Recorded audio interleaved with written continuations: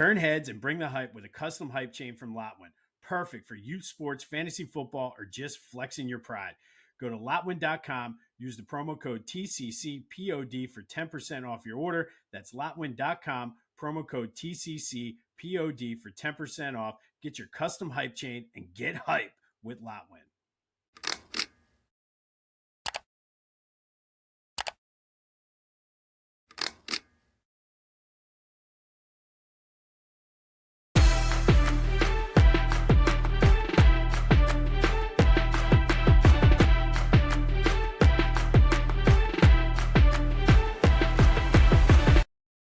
What's up, everyone? Welcome to this day in Philly sports history for November 20th, 2025. I'm your host, Jim Montgomery. Welcome to a Thursday edition of the podcast. Slowly creeping into the weekend and the big game on Sunday. Well, some positive, I guess, news from an injury perspective. It does seem that for the most part, everyone other than Lane is pretty healthy. Cam Jurgens still sat out with concussion, so I guess he's in the concussion protocol. But, Lane is going to be hard, so it's going to come down on Fred Johnson, and Fred has a good attitude. Fred's like, it's my time to show what I can do. Certainly there's some drop-off from Lane, but as the old adage goes, your best ability is your availability, so Fred Johnson will be available. I don't know what that means for the 6 offensive lineman set that they have been running. I'm not sure. I mean, I know he's athletic. I don't know if they could. I know he plays mostly center and guard, but Willie Lampkin, been waiting for him to get into a game since the Eagles picked him up. Not sure if he can slide in there as the 6th offensive lineman and provide some depth. But should be a decent game. Looking forward to this one. Probably one of the bigger, obviously the first game of the season was looking forward to that because it was banner night, but really looking forward to this Eagles-Cowboys game and one that I've been looking forward to for more than any, I guess, in recent memory. So Eagles-Cowboys, enough said with the Kelly Green jerseys. There was a trailer released yesterday for the NFC East Hard Knocks in season. I'm not sure when that's going to be released. We'll see what happens. I'm not a big Hard Knocks person, but from what has gone on in the NFC East this year, should be an entertaining one, I say. So I'll probably definitely tune in for that. And then, of course, the other big story has been Derek Gunn's report. He almost doubled down on it, getting kind of mad at fans and people saying, why would you do this? And essentially he's saying that, listen, this is what's been brought to me. My job is to provide the information. I'm not trying to derail the team, but basically just reaffirm that a lot of people are saying that are unhappy with the way Jalen is not necessarily running the plays in the game as he does in practice. And Jalen responded to that yesterday in his press conference, and I thought it was good. He essentially said, nobody has come to me in the locker room or anything. He's also not surprised. He said, as the quarterback of the team, when things go well, there's a lot of spotlight and attention on me. And when things need to be fixed and need to get better, things come obviously back on me. Talked about holding himself accountable. And for the most part, seemed as though he was willing to, if you got a problem, come to him. So I don't know if this is a huge issue because teams, I talk about it all the time with people you work with. You don't necessarily have to get along or even agree with what people do. You just have to figure out a way to do it. And to their credit, the Eagles have figured out a way to win with all of this. So we'll see what happens. But to me, I see a big game loading from Jalen. A lot of times when his back is against the wall, when the hair on the back of his back stands up, that's when he tends to respond and come out and have a monster game. So I'm getting a feeling maybe a monster game is loading here for Jalen Hurts. But that is the Eagles coverage. We'll have more on them tomorrow. Also, just a quick programming note, the new Brotherly Birds breakdown will be out tonight. Kyle and I will talk about Jalen and all things Eagles-Cowboys, as well as recap some of the Lions game. That'll be available likely around halftime of the Thursday night football game. And in all of their history, the Eagles have never played the Cowboys on November 20th. So to keep the Dallas week vibes going, just going to bring up and let you remember the 1991 game, September, when the Eagles defense sacked Troy Aikman 11 times. It was great. 24-0 win for the Eagles back in 1991. So there's your Eagles-Cowboys fix for the day. Kind of amazing that in both the long history of both teams, they've never played on November 20th. Now, as I'm looking through my sheets here, lots of games against the Giants, but not one against the Cowboys. All right, let's move to the Sixers, who third quarter struggles continue. They lose to the Raptors 121-112. They were up at halftime. They tried to come back in the fourth, but just could not get over the hump. Got it to within 4 before falling back. Tyrese Maxey with 24. VJ Edscombe with 21. And I just feel like once they get it together, they're going to be fine. It's just a matter of getting there and then getting over the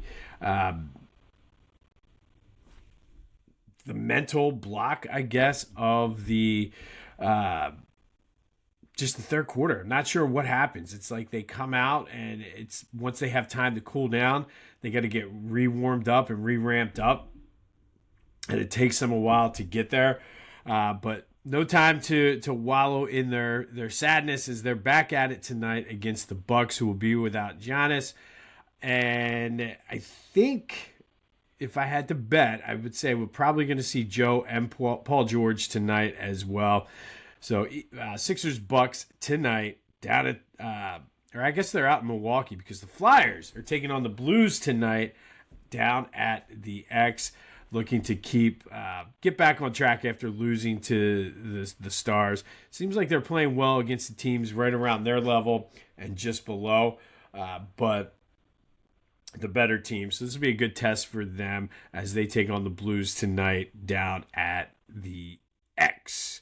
All right, yesterday's trivia question. Lots of people guessing, but lots of people were wrong. Mike Schmidt won consecutive Gold Gloves from 1976 to 1984. Played first base in 1985 before moving back to third in 86 and winning another Gold Glove. Who won the Gold Glove for the National League in 1985? That would be Tim Wallach of the Montreal Expos, one of 3 he won in his career. And then sticking with a baseball theme, Phillies, Ranger Suarez and Kyle Schwarber declined their qualifying offers as expected. I don't think that's a real surprise. Not many guys at all tended to accept them. Rumor that the Pirates were looking to make a run at Kyle Schwarber. I feel like they have a ton of money. Why not? And it is closer to Cincinnati for him. We'll see, though. Does he want to go to the Pirates?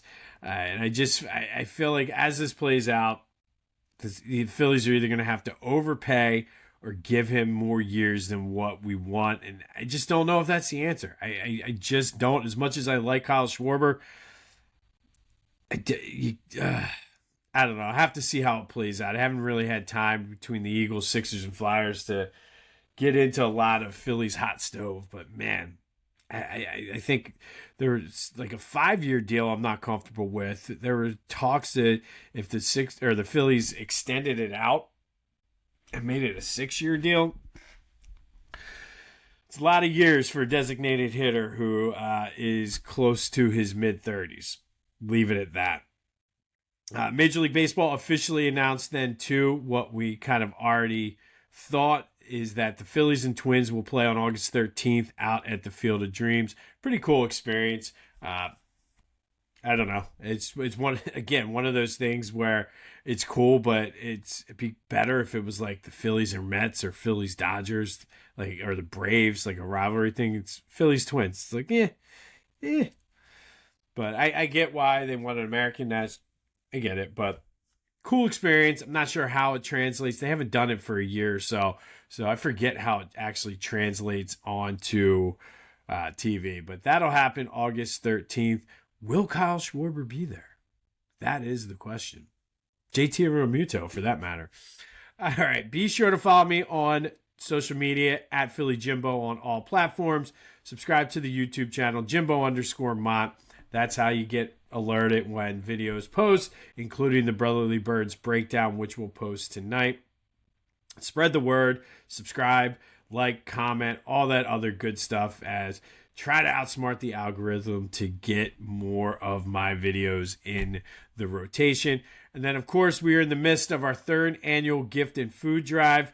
Go to Give Butter. If you go to any of my social media, the QR code takes you right there. Any donation will help. And please, if you could, spread this to people at work. If you need extra flyers, give me a call. I can get them to you. But just want to try to help as many people as possible with this. So don't forget to donate. And then in about a week or so, we'll start getting into the reverse advent calendar, which is always fun for the kids. But anything you can give to help out our friends and neighbors from this area, and then all proceeds will benefit the Maddie N. Dixon Community Cupboard.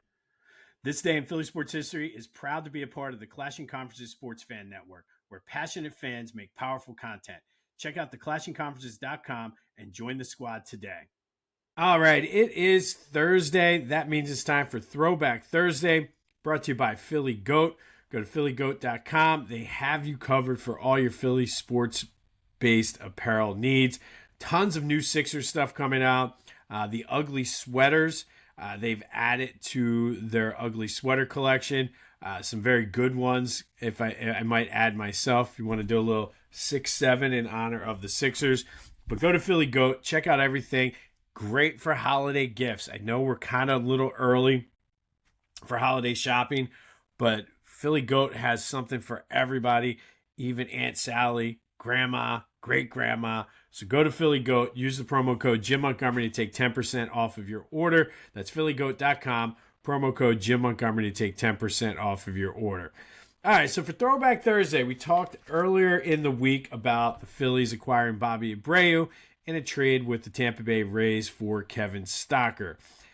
And I mentioned that Bobby Abreu was, and probably still is, one of the most polarizing players in all of Philly sports. And I feel like a lot of it is he became the poster child for that era of Phillies baseball. He was largely their best player and was relied on a lot while guys like Chase Utley, Jimmy Rollins, and Ryan Howard were developing. Played a little bit with Jim Thome as well. I don't want to take him off the hook, but Jim Thome was a fan favorite. So as I was thinking about this, I wanted to kind of dive in and look at the numbers because, I mean, is Bobby unfairly vilified here in Philadelphia? And, I mean, during his time, his 9 or 8.5, whatever seasons you want to say, in Philly, team averaged 81 wins. So they were about a 500 team. They had a couple of clunkers in there, and then there were a couple second, third place finishes. But upon further review, a lot of that stemmed from they had some solid players on offense. I mentioned Thome. You had guys like Rico Bronya, David Bell, who had a couple good games. Wasn't necessarily what they thought. But they had some solid guys. Placido Polanco the first time around, along with those young guys coming up, Pat Burrell. So offensively, it wasn't necessarily the problem. Did they run into some of the issues that this team does with hitting with runners in scoring position and the bats going cold? Sure, but I think that's just the nature of the game. The issue with this team was their pitching. And from a starting pitching perspective, they were very inconsistent. Very inconsistent. You had Kurt Schilling, then you had, all of a sudden, you thought Randy Wolf or Kevin Duckworth was going to be the answer. Vicente Padilla. And then Schilling was traded, and nobody really stepped up to become the ace. But they were solid from a starting pitcher. The bullpen was the issue. They never had a good bullpen. You had guys like Ricky Bottalico, who, again, was a solid guy, but not necessarily a guy that's going to move the needle. They just did not have what they needed. They had, like, back end of the bullpen, they had some good closers between, like, Papelbon. I believe Jose Mesa may have crossed over into this era, too. They just never had a good bullpen, and that's ultimately what cost them down the stretch. They contended all summer, a lot of those teams, and then faded in August and September. And then, of course, you throw in the fact that the Braves were dominating the division in them. Bobby Abreu put up borderline Hall of Fame numbers. So really, was it his fault that this team underachieved? Just wanted to kind of throw that out there, as I know a lot of people are anti-Bobby Abreu, but he sort of was just the right guy at the wrong time, if that makes sense. Had he maybe played a couple years later when the core of Rollins, Utley, and Howard were going into their prime, maybe we view him differently. If they had better pitching for Bobby when they were there, specifically the bullpen, maybe we look at Bobby different. So that's my Bobby Abreu throwback today, kind of keeping with the theme for this week. But Throwback Thursday is brought to you by Philly Goat. Go to phillygoat.com. Use the promo code Jim Montgomery to take 10% off of your order. And let me know your thoughts on Bobby. 267-495-8531. That's the Back to the Future voice and text line. Am I being a Bobby Abreu apologist? Or am I just giving you what the research and the numbers say? All right, November 20th. It's going to be a heavy Eagles day. But we're going to go back to 1960. The Eagles upset the Giants at Yankee Stadium 17-10. They were down 10-0 at halftime when the D clamped down. Jimmy Carr returned a fumble for a touchdown. Tommy McDonald caught a touchdown reception in this game. But the play of the game came when Concrete Charlie, Chuck Bednarik, crushed Frank Gifford, forcing a fumble that the Eagles recovered to seal the game. You might have seen the picture of Chuck Bednarik standing over him, celebrating. He said, "This game is over." Unfortunately, Frank Gifford ended up with a concussion, missed the entire 61 season, and Frank Gifford and Chuck Bednarik are forever intertwined. The Eagles did carry that momentum to the 1960 NFL Championship. Now, I've seen the interviews, and even Frank Gifford has said it too, that when the picture looks like he's basically taunting Frank Gifford, he said he didn't know Gifford was knocked out. He was just celebrating that the game was over, delivering his iconic line about "this effing game is over." But the two of them ended up becoming friends. But the big hit, Frank Gifford got leveled by Chuck Bednarik on this day in 1960s. The Eagles beat the Giants 17-10 en route to carrying that momentum to the 1960 NFL Championship. All right, let's go back to 1986. And on this day in 1986, the Flyers beat the Blackhawks 5-1. Tim Kerr involved in all 5 goals for the Flyers, scoring 4 of them, assisting on the 5th. It was his 11th career hat trick, and it was the first of a 6-game winning streak for the Flyers. But Flyers beat the Blackhawks 5-1 on this day. Tim Kerr with 5 points, 4 goals, and an assist, being involved in every single goal. That does lead to today's trivia question. Kind of outside of the box here. Who is the Flyers' all-time leader in goalie wins? Kind of a layup here, but hit me up on the Discord channel. First link in the description. Back to the Future voice and text line 267-495-8531. But let me know, who is the Flyers' all-time leader in goalie wins? And that leads nicely into what we're thankful for. It is the Thanksgiving season. All through the next couple weeks, we're going to be talking about what we should be thankful for as Philly sports fans. And today, sticking with the Flyers theme, we're thankful for the Flyers, specifically Keith Jones and Danny Briere, who have really taken this team from the depths of just nothingness, and they kind of have an identity now. They have a plan. They've stuck to it, which is impressive. It would have been very easy a couple of those times to cave to the pressure and go out of what the plan is, but they're trusting their process. Rick Tocchet is a solid NHL coach, not necessarily a guy I think that is like, oh my goodness, like not a polarizing. He just comes in, tries to get the best out of his players, former Flyer, former NHLer. So I think it's a good fit for this team. He has this young team playing well.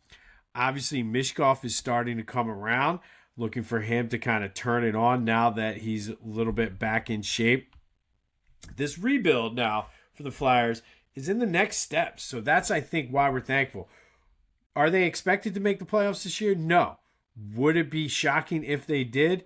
Also, no. So they're still about a year or two away from being about a year or two away, but they're actually fun to watch. They have some stable goaltending.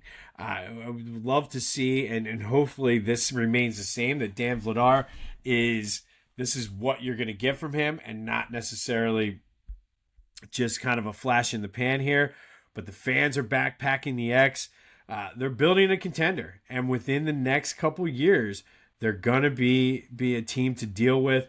Could even, like I said, could even make the playoffs this year. So the Flyers are back. Flyers hockey is back. And that is why we're thankful for specifically Keith Jones and Danny Briere for the job they've done in bringing the excitement back to hockey in Philadelphia. All right, let's go to 1988. And about 10 years after the miracle at the Meadowlands, the Eagles pull off another dramatic win at the Meadowlands. This was a back-and-forth game with the Giants. Chris Carter recovered a Keith Jackson fumble in the end zone to tie it. The game would go into overtime. In overtime, the Eagles were driving, got to the Giants' 13, attempted a field goal on third down. Luis Zendejas' kick was blocked. It was picked up by Clyde Simmons, who returned it 13 yards for the touchdown, giving the Eagles the walk-off victory in overtime. Now, Bill Parcells argued that the offense cannot return a blocked kick. And he's right, except for the fact that this kick went behind the line. So once that kick went behind the line, it's a live ball. Clyde was able to pick it up and go into the end zone. Now, this was a huge game from a standings perspective because both teams then ended up 7-5 after this game, and they would end up being tied at the end of the season. But due to the tiebreakers, the Eagles got the edge and won the division there in 1988. But I remember this game well. I remember being like, oh my goodness, can you recover a fumble for a touchdown? When Chris Carter did that. And then, of course, the Clyde Simmons, it was one of the more exciting games of my early Eagles career. But the Eagles beat the Giants 23-17 in overtime when Clyde Simmons returned a blocked field goal, an Eagles blocked field goal for a touchdown in overtime. And then 10 years later from there, the number 7 Temple Owls welcomed the number 5 Michigan State Spartans to the Apollo of Temple, as it was called, and they sent them home with a 60-59 loss. This game was exciting down the stretch. Pepe Sanchez hit 2 free throws with a half second left. Temple was down 15 points at one point in that game. The new rule that year in NCAA rewarded the defense for tie-up. So every time Temple would tie up Michigan State with that suffocating D, they would get the ball. So that was able to help Temple come back. And it actually coincidentally became Temple's 1500th win in program history. They have since gone over the 2,000 mark, still remain, I believe, top 5 all-time in college basketball for wins. But Temple, number 7 in the country, beat number 5 Michigan State 60-59 at the Apollo of Temple. It was not even the Leah Core Center yet. The Apollo of Temple on this day in 1998. I was there, and contrary to what many people say, I did not step on Pepe Sanchez's ankle. And then finally, good day for Phillies as far as MVPs on this day. 2006, Ryan Howard was named MVP. 2007, Jimmy Rollins was named MVP as well. And I'd be remiss if I did not mention this.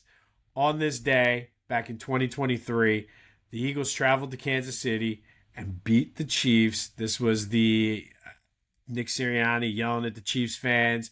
It's kind of when we thought, okay, what's going on with this team? This is pre the meltdown, but that did happen on this day in 2023. On this day in 1998, Temple, number 7 in the country, beat number 5 Michigan State 60-59.